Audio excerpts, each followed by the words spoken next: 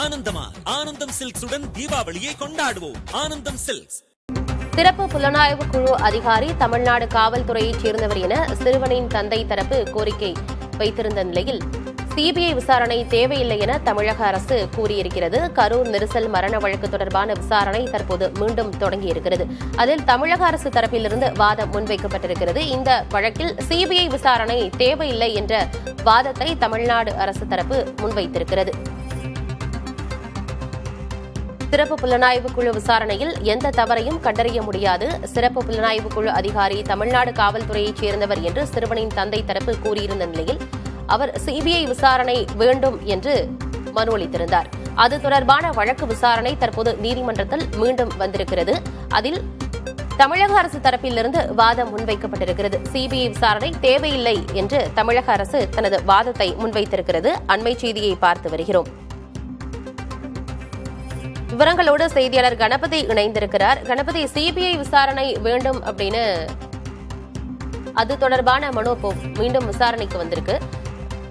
தமிழக அரசு தரப்பிலிருந்து சிபிஐ விசாரணை தேவையில்லை அப்படின்னு அவங்க வாதத்தை முன் வச்சிருக்கிறாங்க. என்ன விவரம் கணபதி? கரூர் துயரம் தொடர்பான பல்வேறு தரப்புகளின் மனுக்களை உச்சநீதிமன்றம் தொடர்ந்து விசாரித்துக் கொண்டிருக்கிறது.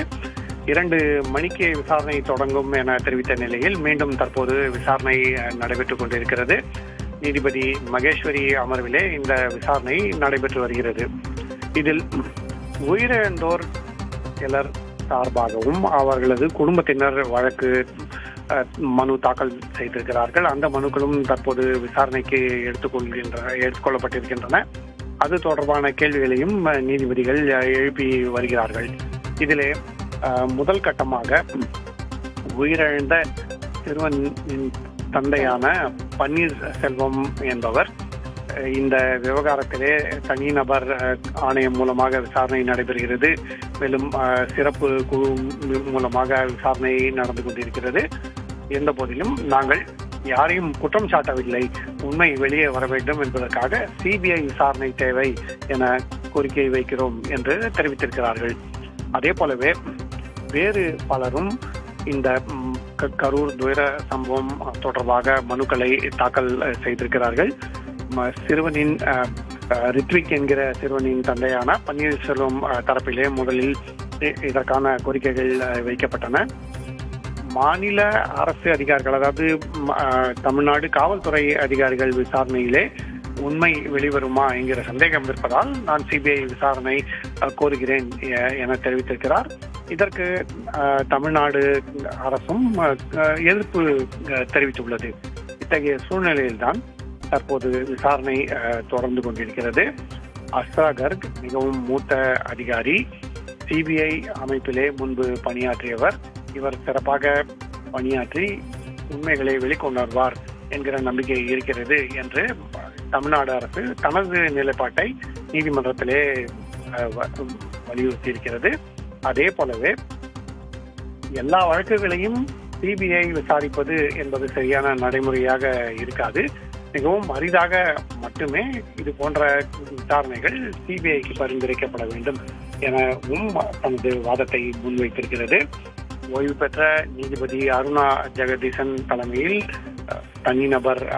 ஒரு நபர் ஆணையம் விசாரணை நடத்தி வருகிறது என்கிற விவரத்தையும் உச்சநீதிமன்றத்திலே தமிழ்நாடு அரசு தெரிவித்திருக்கிறது. இப்படி பல்வேறு விதமான வாதங்கள் வந்து கொண்டிருக்கின்றன. தமிழக வெற்றி கழகம் சார்பாக மூத்த வழக்கறிஞர்கள் முகுல் ரோத்தகி மற்றும் கோபால் சுப்பிரமணியம் ஆகியோர் தங்களுடைய வாதங்களை முன்னெடுத்து வைக்கிறார்கள். அதே போலவே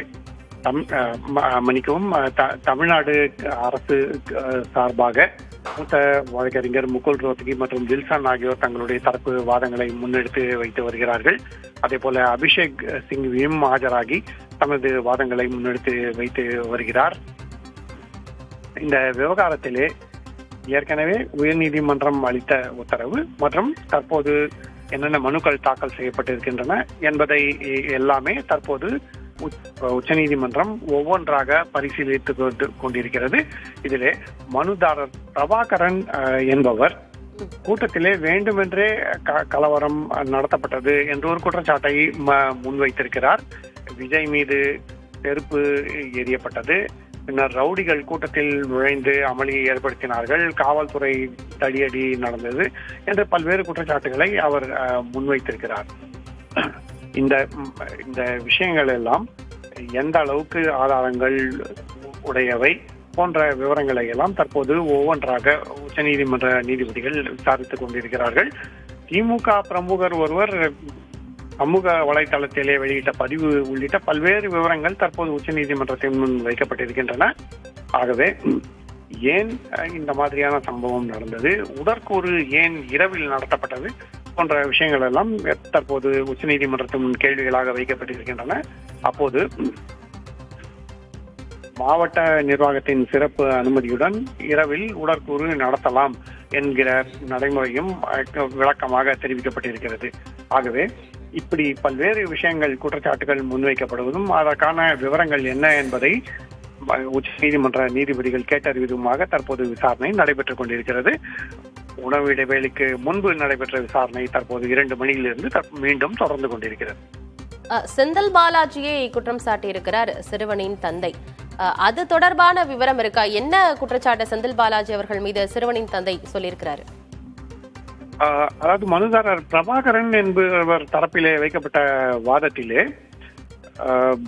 தமிழக வெற்றி கழக தலைவர் விஜய் கூட்டத்தில் இது போன்ற தள்ளுமுள்ளு நடைபெற உள்ளது என மாலை 3:15 மணி அளவிலே திமுக உறுப்பினர் ஒருவர் சமூக வலைதளத்தில் பதிவிட்டுள்ளார் என்பதும், அந்த பதிவிட்டுள்ள நண்பர் முன்னாள் அமைச்சரான செந்தில் பாலாஜிக்கு தொடர்புடையவர் என்பதும் ஒரு குற்றச்சாட்டாக உச்சநீதிமன்றத்திலே வைக்கப்பட்டது.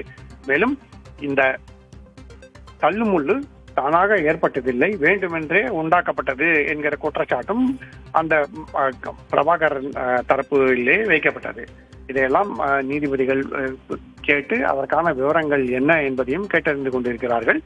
அதே போல ஒரு புறம் சிபிஐ விசாரணை தேவை, இன்னொரு புறம் அதற்கு அவசியம் இல்லை என்கிற வாதம் என்று பல்வேறு விதமான வாதங்கள். இதற்கு இந்த வழக்கில் தாக்கல் செய்யப்பட்டிருக்கும் பல்வேறு மனுக்களுடைய கோரிக்கைகள் என்ன என்பது அனைத்தையும் தற்போது நீதிபதிகள் கேட்டறிந்து கொண்டிருக்கிறார்கள்.